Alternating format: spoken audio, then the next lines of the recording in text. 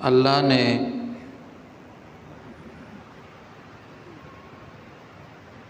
دنیا کا جو نظام بنایا ہے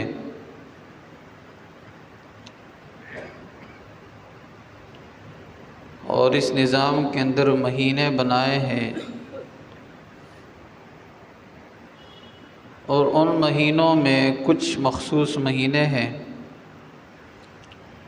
جو اللہ رب العزت کے ہاں قابل قدر ہے، قابل احترام ہے، اور پھر ان مہینوں میں کچھ ایام ہے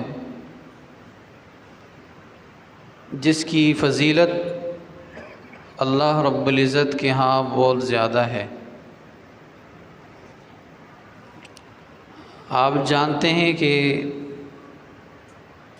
چند ہی ایام باقی ہیں ذی الحج کے مہینے کے شروع ہونے میں، تقریباً 3 دن باقی ہوں گے یا 4 دن ہوں گے، اس کے بعد ذی الحج کا مہینہ شروع ہو جائے گا، جس کی فضیلت کے بارے میں اللہ رب العزت قسم فرماتے ہیں، والفجر، قسم ہے صبح کی، ولیال عشر، اور 10 راتوں کی قسم، یعنی یہ اللہ کے ہاں بہت بڑی فضیلت والی راتیں ہیں، بہت بڑے فضیلت والے ایام ہیں۔ ان ایام کے اندر مخصوص عبادتیں ادا کی جاتی ہیں، جیسے حج، قربانی، تکبیرات تشریق، اور اس طرح روزے بھی بعض مسلمان رکھتے ہیں۔ حضور نبی کریم صلی اللہ علیہ وسلم نے فرمایا کہ ان 10 دنوں میں اعمال کرنا اللہ کے ہاں اور دنوں سے کہیں زیادہ محبوب ہے، یعنی ان دنوں میں عبادت کرنا اللہ کو بہت زیادہ محبوب ہے۔ تو مہینہ انشاءاللہ چند دن بعد شروع ہو جائے گا۔ اس مہینے کے اندر سب سے پہلا حکم جو حضور نبی کریم صلی اللہ علیہ وسلم کی طرف سے مسلمانوں کو دیا گیا ہے، وہ یہ حکم ہے کہ جیسے ہی مہینہ شروع ہو جائے، مہینے کے شروع ہونے سے پہلے جو لوگ قربانی کرنے والے ہیں یا قربانی کا ارادہ رکھتے ہیں، انہیں چاہیے کہ مہینے کے شروع ہونے سے پہلے اپنے ناخن، اپنے بال، جو اضافی بال ہے جسم پر، ان سب کے سب کو پاک کر لیں، اور جیسے ہی مہینہ داخل ہو جائے اس کے بعد ناخن کاٹنا، بال کاٹنا، جسم کے زائد بال اس کو نہ کاٹا جائے۔ یہ آپ علیہ الصلوۃ والسلام نے حدیث مبارکہ میں یہ بات بیان فرمائی ہے۔ اس کی مین وجہ کیا ہے؟ علماء نے لکھا ہے کہ دیکھیں، ہر بندے کے پاس تو اتنے وسائل نہیں ہوتے کہ وہ حج کے لیے چلا جائے، ہر بندے کے پاس یہ وسائل نہیں ہوتے، کچھ نہ کچھ ایسے ہوتے ہیں کہ ان کو اللہ وہاں بلا لیتا ہے۔ جو لوگ رہ جائے تو حاجی تو اللہ رب العزت کی طرف سے رحمتوں کو سمیٹتا ہے، انوارات کو سمیٹتا ہے، لیکن جو یہاں رہ جائے اس کے لیے کیا ہے؟ تو آپ صلی اللہ علیہ وسلم نے اللہ تعالیٰ کی رحمت کو ہماری طرف متوجہ کرتے ہوئے یہ کہا کہ دیکھیے، اگر آپ یہ عمل کریں گے تو ہو سکتا ہے کہ آپ بھی اللہ تعالیٰ کی رحمت کے سائے میں آ جائیں، چونکہ یہ حاجیوں کے ساتھ مشابہت ہے۔ جب بندہ احرام باندھتا ہے تو اس کے بعد بہت ساری ایسی چیزیں ہوتی کہ ان کے لیے اس کا کرنا حرام ہو جاتا ہے، جیسے ناخن کاٹنا، داڑھی کے اندر کنگھی کرنا، بالوں کے اندر کنگھی کرنا، خوشبو لگانا، سلے ہوئے کپڑے پہننا، اپنی گھر والی کے ساتھ ازدواجی تعلقات قائم کرنا، یہ سارا کا سارا حرام ہو جاتا ہے احرام کی حالت میں۔ تو ان 10 دنوں میں اگر کوئی بندہ ناخن نہیں کاٹتا ہے یا بال نہیں کاٹتا ہے تو وہ حاجیوں کے ساتھ مشابہت اختیار کرتا ہے، ٹھیک ہے، حاجیوں کے ساتھ مشابہت ہے، اور ہو سکتا ہے اللہ تعالیٰ اس مشابہت کی وجہ سے انہیں معاف کر دیں، اللہ تعالیٰ کی رحمت ان کی طرف متوجہ ہو جائے۔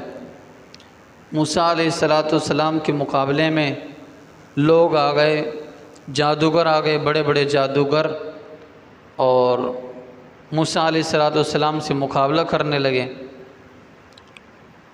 تو اللہ رب العزت نے جو موسیٰ علیہ السلام کے مقابلے میں آئے تھے ان کو ہدایت دے دی، اسلام کی توفیق دے دی، ایمان لائے وہ۔ موسیٰ علیہ السلام اللہ سے کہنے لگے، یا اللہ یہ تو میرے مقابلے میں آئے ہوئے لوگ تھے، میرے ساتھ مقابلہ کرنے والے لوگ تھے، یا اللہ انہیں ہدایت کیوں دی؟ تو اللہ نے کہا، اے موسیٰ یہ صورت تیری بنا کے لے کر آئے تھے، صورت بنا کے لائے تھے، میں نے ان کی سیرت بنا دی۔ مطلب کیا ہے کہ وہ جیسے موسیٰ علیہ السلام کے ساتھ جبت تھا ان کے ساتھ بھی جبت تھا، جیسے موسیٰ علیہ السلام کی پگڑی تھی ان کے ساتھ بھی پگڑی تھی، جیسے موسیٰ علیہ السلام کے ساتھ لاٹھی تھی ان کے ساتھ بھی لاٹھی تھی، ہوں بہو وہ موسیٰ علیہ السلام کی مشابہت ان کی تھی۔ تو اللہ نے کہا ان کی صورت مجھے پسند آئی، میں نے ان کی سیرت بنا دی۔ تو ہو سکتا ہے اللہ تعالی ہمیں اس چھوٹے عمل کی وجہ سے اللہ تعالی ہماری دنیا بنائے، آخرت بنا لے۔ تو یہ مستحب عمل ہے، بالوں کا نہ کاٹنا، ناخنوں کو نہ کاٹنا، یہ ایک مستحب عمل ہے۔ اگر کوئی بندہ کاٹ بھی لے تو گناہ گار نہیں ہوگا، لیکن اگر کسی نے چھوڑ لیے ان 10 ایام کے اندر تو ثواب ملے گا۔ بعض رات ایسے ہوتے ہیں کہ ناخن بہت زیادہ بڑا ہوتا ہے تو پھر اس کو کاٹنا ضروری ہوتا ہے، گندگی ہوتی ہے اس کے اندر، یا بغل کے جو بال ہے یا ناف کے جو بال ہے زیر ناف، اگر 40 دن اس پر گزر گئے ہوں تو اس کا کاٹنا واجب ہے، پھر چاہیے کہ کاٹا جائے۔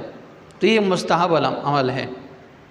تو لہذا جو لوگ قربانی کا ارادہ رکھتے ہوں اور ارادہ ان کا قربانی کا ہو تو انہیں چاہیے کہ یہ ایک مستحب عمل ہے، اس پر جو ہے دوام اختیار کر لے، اپنے بالوں کو نہ کاٹے۔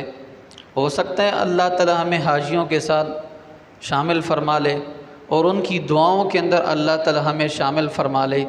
جو رحمتیں ان پر نازل ہوتی ہیں اللہ تعالی وہ رحمتیں ہم پر بھی نازل فرمائے۔ تو اللہ تعالیٰ کی رحمت تو وسیع ہے، اللہ تعالیٰ کی رحمت بہانے ڈھونڈتی ہے، کوئی نہ کوئی بہانہ بن جائے اور اللہ تعالیٰ اپنی رحمت برسا دے، اللہ تعالیٰ لوگوں کو اپنے رحمت کے اندر شامل فرما لے۔ تو پہلا عمل اس مہینے کے اندر کیا ہے؟ شروع ہونے سے پہلے اپنے ناخنوں کو مہینہ داخل ہونے سے پہلے کاٹا جائے، بعد میں نہ کاٹیں، پھر چھوڑ دیں، 10 دن تک چھوڑیں۔ تو یہ حاجیوں کے ساتھ مشابہت ہے۔ اور دوسرا یہ کہ ان 10 دنوں کے اندر 9 دن روزہ رکھنا یہ ایک مستحب عمل ہے، یعنی ہر دن روزہ رکھنا یہ ایک محبوب عمل ہے۔ فرمایا جو بندہ ان دنوں کے اندر روزہ رکھتا ہے اللہ تعالیٰ 1000 مہینوں کی عبادت کا ثواب عطا فرماتے ہیں۔ تو یہ 10 دن جو ہے یہ اللہ کے ہاں انتہائی قابل احترام ہے۔ اب علماء کے اندر اختلاف ہے، مفسرین کا اختلاف ہے، وہ کہتے ہیں کہ رمضان کے جو 10 آخری راتیں ہیں وہ فضیلت والے ہیں، یا جو یہ 10 راتیں 10 دن ہیں یہ فضیلت والے ہیں۔ تو فرمایا رمضان کی جو 10 راتیں ہیں وہ زیادہ فضیلت والی ہیں، اس کے بعد اگر کسی دن کا کسی رات کا کوئی مقام ہے تو ان 10 دنوں کا ہے۔ تو اللہ تعالیٰ کے ہاں یہ 10 دن بہت بڑی فضیلت کے حامل ہے، بہت بڑی فضیلت ہے ان دنوں کی۔ لہٰذا ان دنوں کے اندر ہمیں چاہیے کہ ہم روزے رکھیں۔ گھروں کے اندر مائیں بہنیں ہیں ان کو بھی چاہیے کہ وہ روزہ رکھیں۔ فرمایا ایک دن جب بندہ نفلی روزہ رکھتا ہے اللہ تعالیٰ جہنم کی آگ سے اس کو 100 سال کی مسافت پر دور فرما دیتے ہیں، نفلی روزہ۔ تو یہ بھی نفلی روزے ہیں، جس صاحب کو قدرت مل جائے، طاقت مل جائے وہ رکھ لیں، اور جنہیں طاقت نہ ہو وہ ایسی ہی دعائیں کرے، تسبیحات وغیرہ کریں، کثرت کے ساتھ لا الہ الا اللہ پڑھے، اللہ کو یاد کرے۔ علماء نے لکھا ہے جو بندہ ان 10 دنوں کے اندر روزے رکھتا ہے اللہ تعالیٰ 10 انعامات سے انہیں نوازتا ہے، 10 انعامات سے۔ پہلی نعمت کیا ہے؟ اللہ تعالیٰ عمر کے اندر برکت عطا فرماتے ہیں۔ عمر برکت والی عمر ہوتی ہے۔ برکت والی کیا ہے؟ کہ اللہ نمازوں کا پابند بناتا ہے، دین کا پابند بناتا ہے، احکامات کا پابند بناتا ہے۔ یہ برکت والی زندگی ہے، برکت والا عمر ہے۔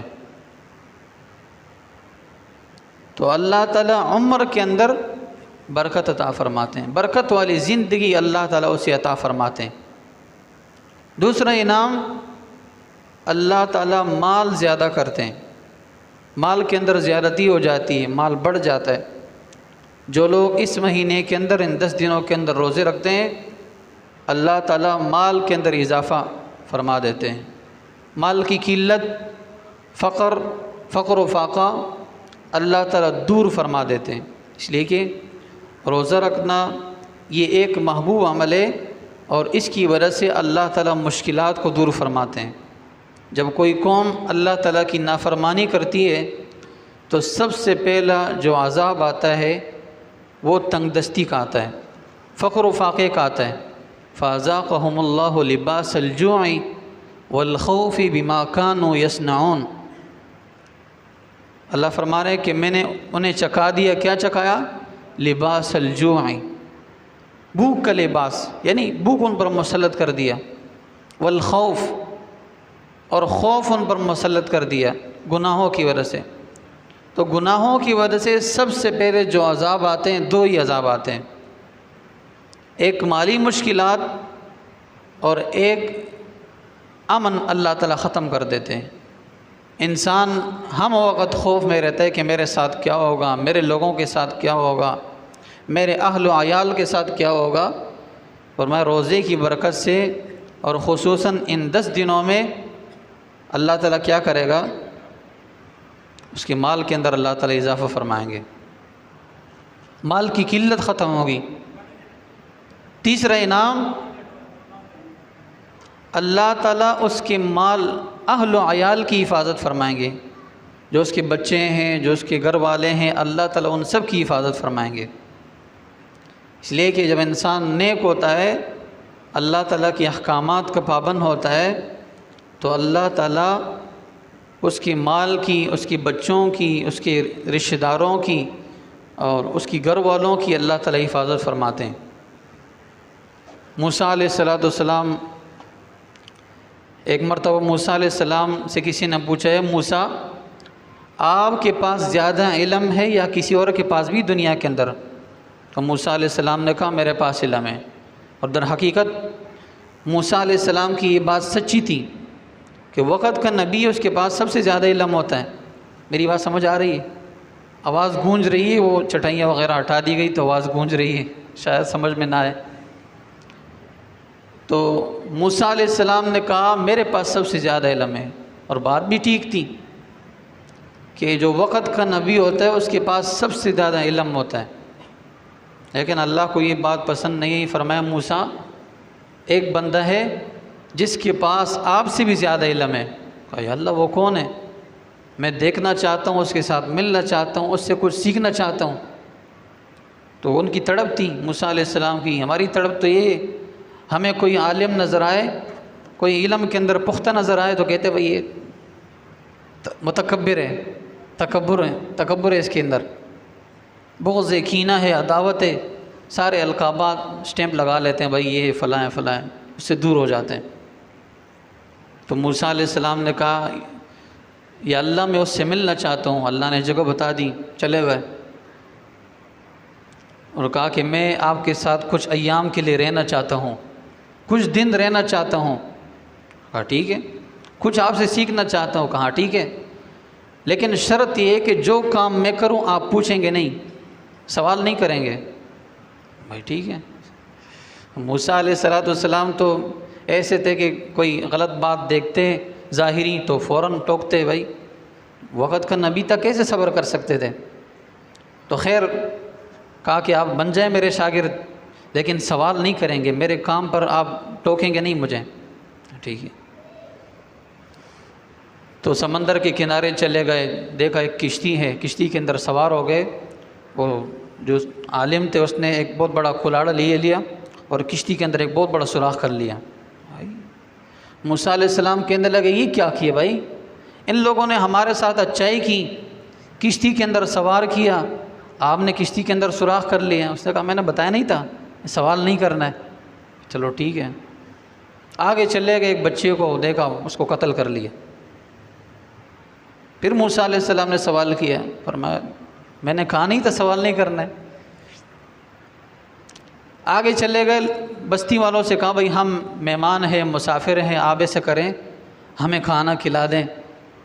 تو قرآن کریم کے اندر آتے فَأَبَوْا أَن يُضَيِّفُوهُمَا، لوگوں نے انکار کیا بھائی ہم نہیں کر سکتے، آپ کا مہمان نوازی ہم آپ کی نہیں کر سکتے ہیں۔ ٹھیک ہے، تو دیکھا ایک دیوار ہے، گرنے کے قریب ہے۔ تو موسیٰ علیہ السلام اور خضر علیہ السلام، خضر علیہ السلام نے کہا اس دیوار کو گراؤ، دوبارہ سے بناتے ہیں۔ چنانچہ دیوار گرایا گیا، دوبارہ سے بنایا گیا۔ اب موسیٰ علیہ السلام پھر حیران ہو گئے، بھائی کام تو ایسے ہو رہے ہیں کہ جو عقل کے ناموافق ہیں، عقل اس بات کو تسلیم نہیں کرتی جو آپ کام کر رہے ہیں۔ تو خضر علیہ السلام کہنے لگے کہ اب تیرے سوالوں کا جواب اب مل جائے گا، لیکن ہم دونوں کا راستہ الگ ہو جائے گا۔ ٹھیک ہے، فرمایا جس کشتی کے اندر ہم سوار ہو گئے تھے وہ یتیموں کا تھا، اور آگے ایک بہت بڑا بادشاہ جب وہ کسی کشتی کو دیکھتا، کشتی ٹھیک ٹھاک ہوتی تو اپنے قبضے میں لے لیتا، اور یہ دو یتیم تھے، ان کا سہارا ہی تھا، اس کے ذریعے سے کماتے تھے۔ اگر یہ ہاتھ سے چلی جاتی تو پھر کیا ہوتا، لہذا ان کے فائدے کے لیے میں نے یہ کام کیا۔ اچھا بچے کو کیوں قتل کیا؟ فرمایا اللہ نے تقدیر میں یہ بات لکھی تھی کہ اگر یہ بڑا ہو جائے گا تو یہ کافر ہوگا، اور اس کے والدین دیندار ہے،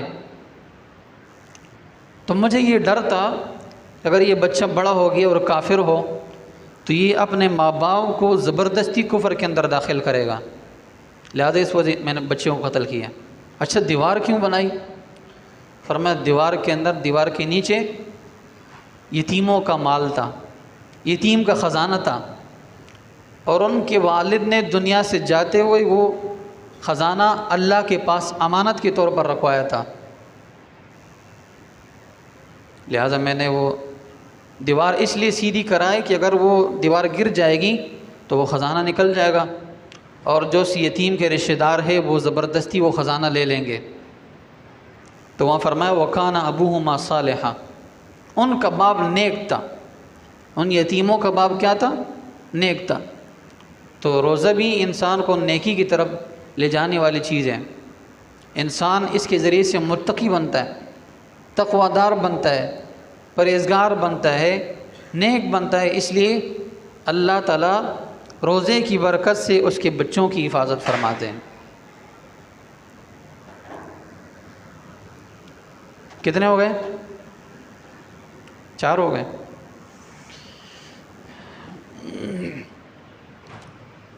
مال کی حفاظت، عمر کے اندر برکت، اور بچوں کی حفاظت اللہ تعالیٰ فرمائیں گے۔ ٹھیک ہے، آگے فرمایا کہ موت کی سختی اللہ تعالیٰ آسان فرما لیتے ہیں۔ ان 10 دنوں میں روزہ رکھنے کی برکت سے اللہ تعالیٰ موت کی سختی آسان فرما دیتے ہیں، موت کی سختی نہیں ہوتی ہے۔ ٹھیک ہے، موت کی سختی اللہ تعالیٰ دور فرما دیتے ہیں، اور قبر کا اندھیرا اللہ تعالیٰ اس کی برکت سے آسان فرما لیتے ہیں۔ ٹھیک ہے، موت کی سختی کیوں آتی ہے؟ انسان جب بدعمال کرتا ہے، برے اعمال کرتا ہے، اس کی وجہ سے موت کی سختی آتی ہے، گناہوں کی وجہ سے موت کی سختی آتی ہے۔ ورنہ مومن آدمی کی روح کیسے نکالی جاتی ہے؟ ایسے نکالی جاتی ہے جیسے آٹے سے ہم بال نکالتے ہیں، اتنی آسانی کے ساتھ۔ تو ایک بزرگ تھے، اس نے کہا کہ میں نے قرآن کریم کے اندر آپ علیہ السلام نے فرمایا کہ اللہ نے ہر چیز کا ذکر فرمایا ہے قرآن کریم کے اندر، اب صرف اس بات کا ذکر نہیں ہے، میں نے پورے قرآن کو دیکھا، موت کا تذکرہ نہیں ہے کہ نیک انسان کی روح کیسے نکالی جاتی ہے، اس کا تذکرہ نہیں ہے۔ کہا ایک مرتبہ قرآن کریم پڑھا، دوسری مرتبہ پڑھا، تیسری مرتبہ پڑھا، لیکن کوئی نہیں ملا۔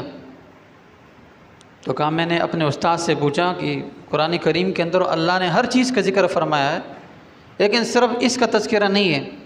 تو فرمایا کیا یوسف علیہ السلام کا قصہ نہیں پڑھا ہے؟ کیسے؟ فرمایا جب یوسف علیہ السلام کو عورتوں نے دیکھا تو اپنی انگلیاں کاٹ ڈالیں، انہیں پتہ چلا؟ میں نہیں پتہ چلا۔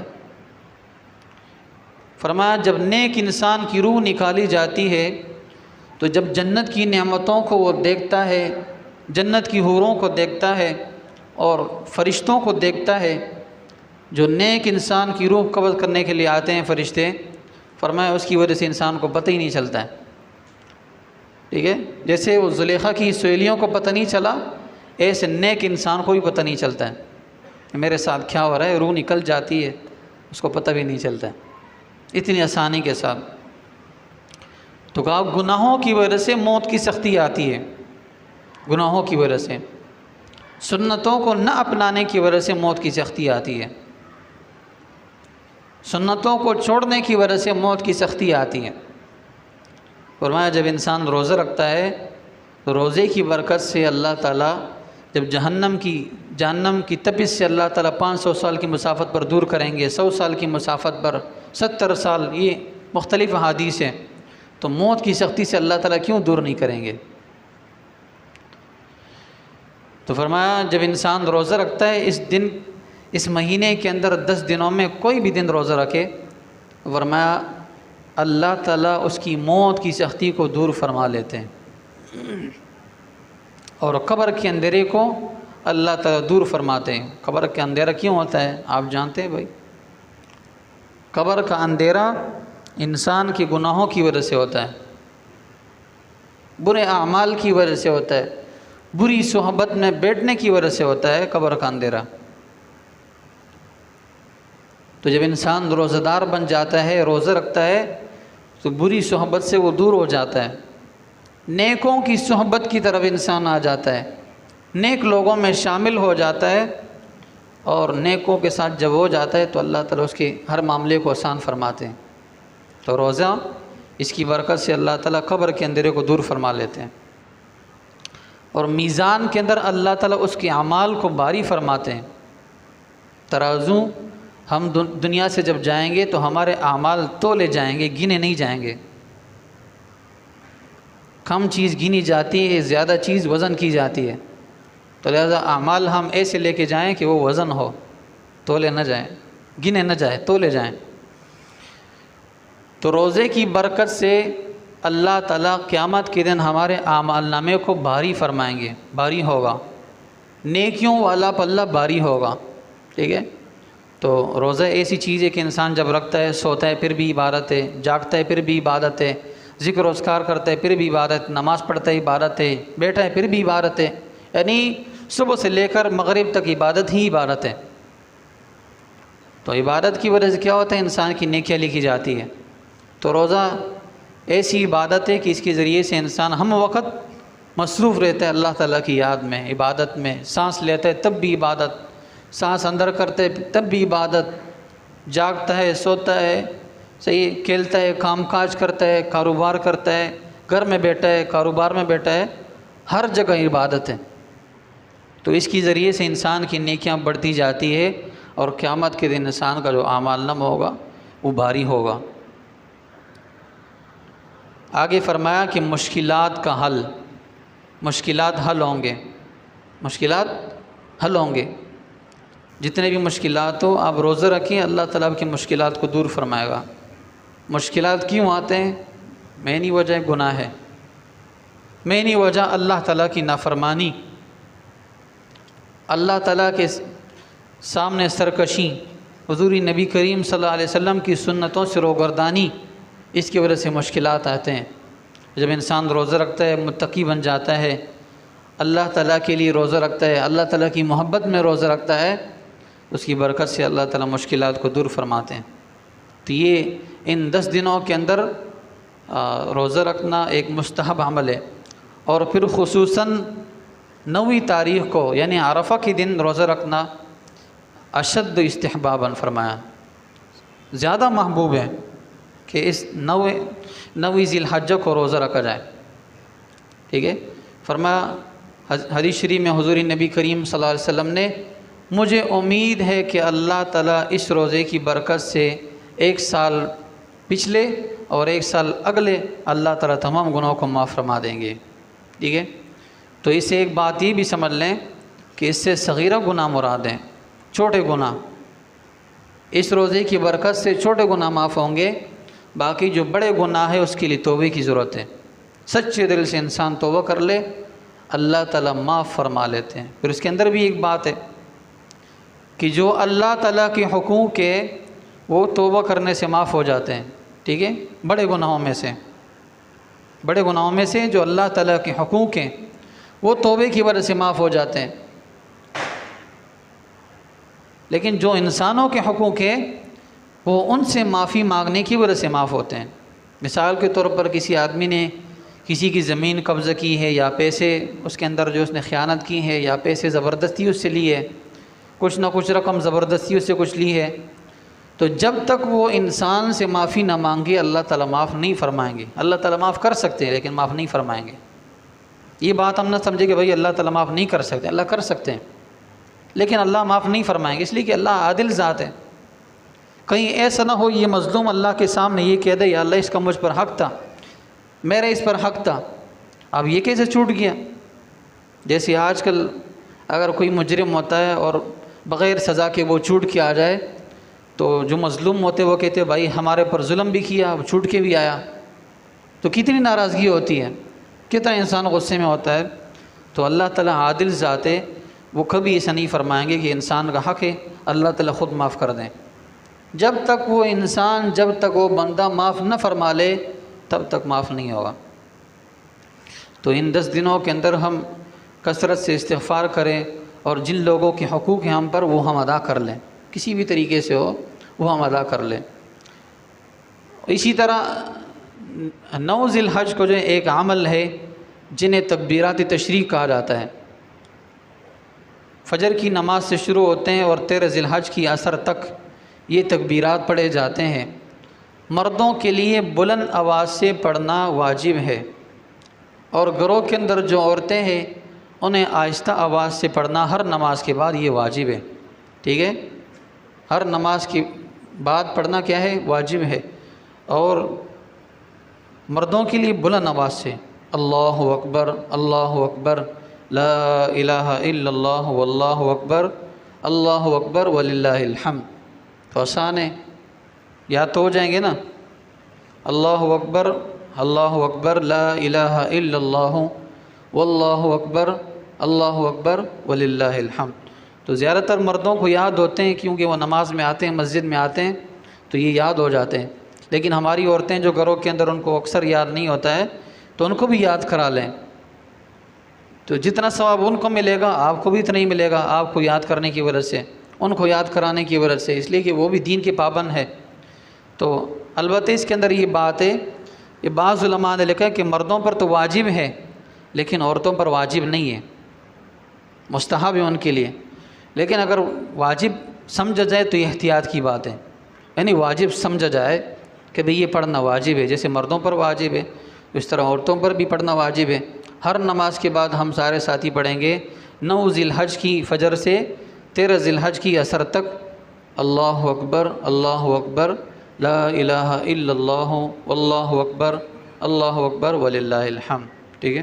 تو اس مہینے کی ابتدا سے 3 اعمال ہم کریں گے ابھی، یعنی پہلا عمل کیا ہوگا؟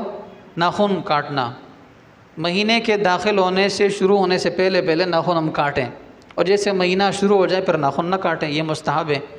حاجیوں کے ساتھ ہماری مشابہت ہو جائے گی، ہو سکتا ہے اللہ تعالیٰ ہمیں معاف فرما دے۔ دوسرا عمل روزے رکھنا، روزہ رکھیں، کوئی بھی دن ہو آپ اس کے اندر روزہ رکھیں، فرمایا ہو سکتا ہے اللہ تعالیٰ اس ایک دن کی برکت سے اللہ تعالیٰ آپ کو لیلۃ القدر کی رات کا ثواب عطا فرما دیں گے، تو عبادت بھی کریں راتوں کو اور دن کے اندر روزہ بھی ہم رکھیں۔ تیسرا عمل تکبیرات تشریق، اللہ اکبر لا الہ الا اللہ واللہ اکبر اللہ اکبر وللہ الحمد۔ چوتھا عمل قربانی ہے، وہ انشاءاللہ اگلے جمعے کے اندر قربانی کے حوالے سے باتیں کریں گے۔ اللہ سے دعائے اللہ تعالیٰ میں ان تمام باتوں کو سمجھنے کی توفیق عطا فرمائے۔ وآخر دعوانا الحمد للہ رب العالمین۔